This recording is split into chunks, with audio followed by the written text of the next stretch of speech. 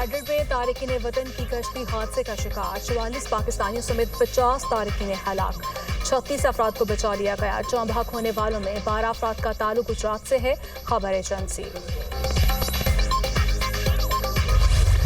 तहरीक इंसाफ ने तहरीरी मुतालबात हुकूमत को पेश कर दिए। बानी PTI की 9 मई वाक़यात से मुताल्लिक गिरफ्तारी की इंक्वायरी का मुतालबा। हुकूमत चीफ जस्टिस या सुप्रीम कोर्ट के 3 जजेस पर मुश्तमिल 2 इंक्वायरी कमीशन तश्कील दे। कमीशन के जजेस की तैनाती पाकिस्तान तहरीक इंसाफ और हुकूमत की बाहमी रजामंदी से 7 रोज़ में की जाए। इस्लामाबाद हाई कोर्ट में रेंजर्स और पुलिस के दाखिल होने और बानी PTI की गिरफ्तारी के बाद 9 मई वाक़यात की CCTV वीडियोज़ की तहकीकात की जाए। 9 मई वाक़यात के गिरफ्तार कारकुनान और तशद्दुद का शिकार होने वालों की फहरिस्त पेश करने का भी मुतालबा। पाकिस्तान तहरीक इंसाफ के मुसव्वदे पर अली अमीन गंडापुर, उमर अयूब, असद कैसर, सलमान अकरम राजा, अल्लामा नासिर अब्बास और हामिद रजा के दस्तखत। मुज़ाकरात के आगाज़ पर स्पीकर कौमी असम्बली अयाज सादी की कमेटी चेयरमैनशिप छोड़ने की पेशकश।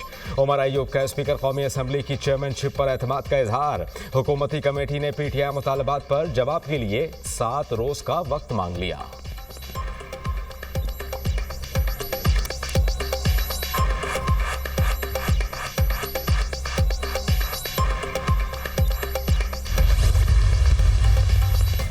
ऑपोजिशन मैंडेट वापसी के मुतालबे से दस्तबरदार हो गई। ऑपोजिशन ने 2 कमीशंस के क़याम का मुतालबा किया। PTI के मुतालबात पर तो पहले ही तहकीकात हो चुकी।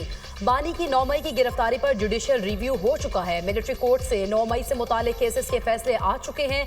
हमने मुज़ाकराती कमेटी से सियासी मुकदमात में कैद कारकुनान की तफसील मांगी। ना किसी सियासी कारकुन का नाम बताया, ना किसी सियासी मुकदमे का हवाला दिया।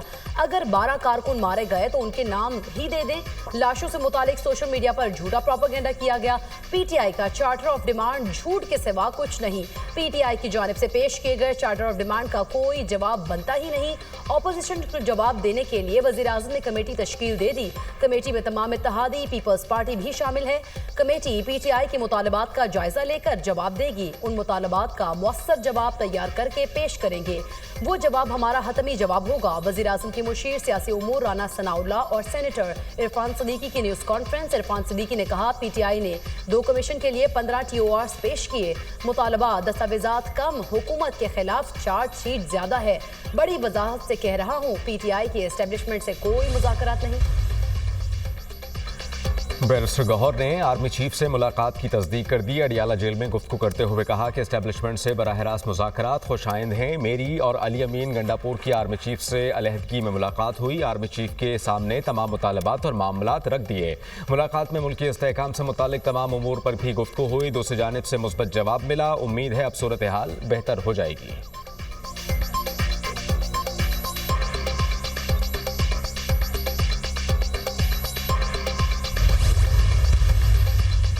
बैरिस्टर गौहर और अली अमीन गंडापुर की बातचीत का असल अहवाल। ज़राए के मुताबिक बैरिस्टर गौहर और अली अमीन गंडापुर से पेशावर में बातचीत खैबर पख्तूनख्वा में सिक्योरिटी और इंसदाद दहशतगर्दी मामलात के तनाजुर में हुई। बैरिस्टर गौहर ने सियासी मामलात पर बात करने की कोशिश की। बैरिस्टर गौहर को जवाबन बता दिया गया कि सियासी मामलात पर बातचीत आप सियासतदानों से करें। बातचीत को सियाको सबाक से हटकर पेश किया गया। सिक्योरिटी मामलात पर होने वाली बातचीत को सियासी रंग देने की कोशिश अफसोसनाक है।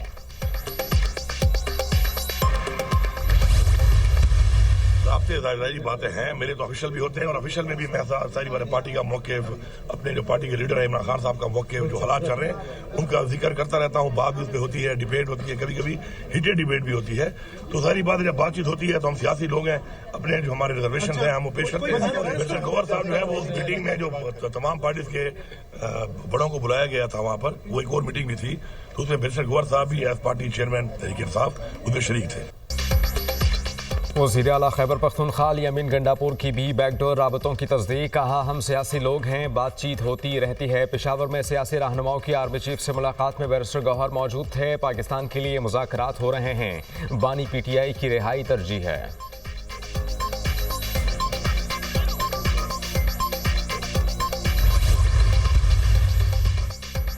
बानी PTI से अडियाला जेल में मुलाकात होनी चाहिए। हुकूमत ने 7 दिनों में कमीशन के हवाले से भी बताना है। पाकिस्तान में एनर्जी क्राइसिस हमारे सरों पर है। कैपेसिटी पेमेंट की वजह से बिजली की कीमतें बढ़ रही हैं।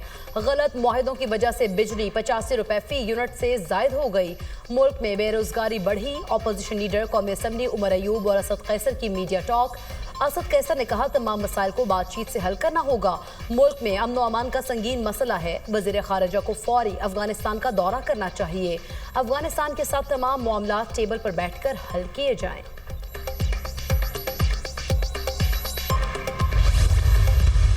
नेगोशिएशन अच्छे तरीके से हो रही हैं और होनी चाहिए और आगे बढ़नी चाहिए। हम बिल्कुल चाहते हैं कि ये नेगोशिएशंस आगे बढ़ें और अच्छे तरीके से बढ़ें, मगर करप्शन पे डील या एनआरओ नहीं है। और मैंने सुना है कि बानी चेयरमैन डील करना चाहते हैं, तो ये करप्शन केस का जवाब देना होगा और जो किया है उसका हिसाब जो है वो हर हाल में होगा।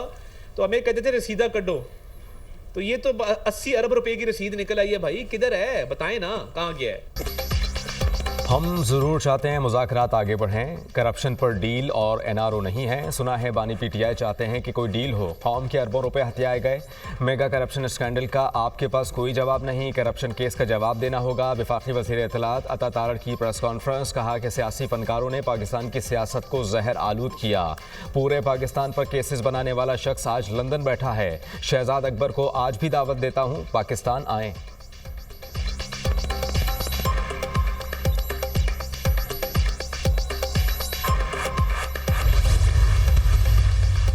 बानी पीटीआई और बुशरा बीबी के खिलाफ 190 मिलियन पाउंड रेफरेंस के फैसले का मामला। एहतसाब अदालत इस्लामाबाद के जज नासिर जावेद राना कल 11:30 बजे अडियाला जेल में समाअत करेंगे। ज़राए के मुताबिक मुल्ज़िमान की हाजिरी मुकम्मल होने पर फैसला सुनाया जाएगा।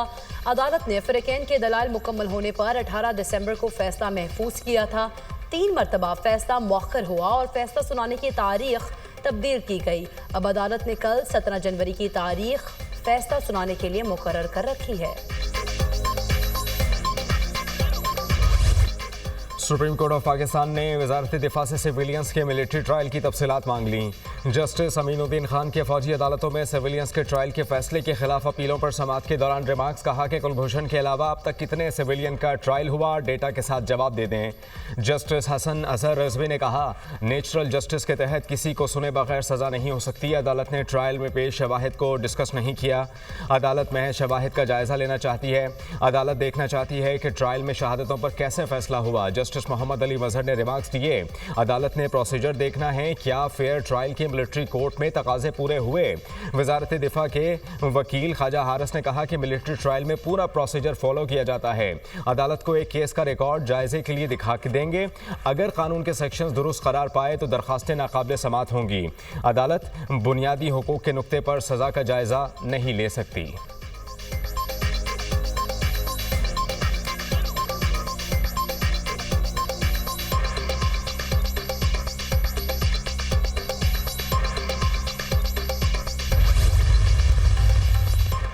आर्मी एक्ट आर्म फोर्सेस के अफसरान और जवानों को डील करता है। 1967 में तरमीम करके 2(1D1) सेक्शन शामिल हुआ। अगर 2(1D1) का कलअदम बरकरार रहता है तो फिर किसी रिटायर्ड ऑफिसर का मिलिट्री ट्रायल नहीं हो सकेगा। सेक्शन कलअदम होने से FB अली भी बरी हो जाएगा। सेक्शन कलअदम बरकरार रहने किसी रिटायर्ड का मिलिट्री ट्रायल हो रहा तो वो भी खत्म हो जाएगा। जस्टिस नईम अख्तर अफगान के फौजी अदालतों में सिविलियंस के ट्रायल के खिलाफ इंट्रा कोर्ट अपील पर समाअत के दौरान रिमार्क्स, जस्टिस मोहम्मद अली मजहर ने कहा, फेयर ट्रायल का आर्टिकल 10A ना भी हो तब भी प्रोसीजर तो फॉलो करना होगा। वकील ख्वाजा हारिस ने दलाइल दिए, अदालत ट्रायल के रिकॉर्ड का मेरिट पर जायजा भी नहीं ले सकती। FB अली केस में जुर्म हुआ तो मुल्जिमान सर्विस से रिटायर्ड हो चुके थे। फौजी अदालतों में सिविलियंस के ट्रायल के फैसले के खिलाफ अपीलों पर समाअत कल तक मुलतवी। वजारत दिफा के वकील ख्वाजा हारिस कल भी दलाइल जारी रखेंगे।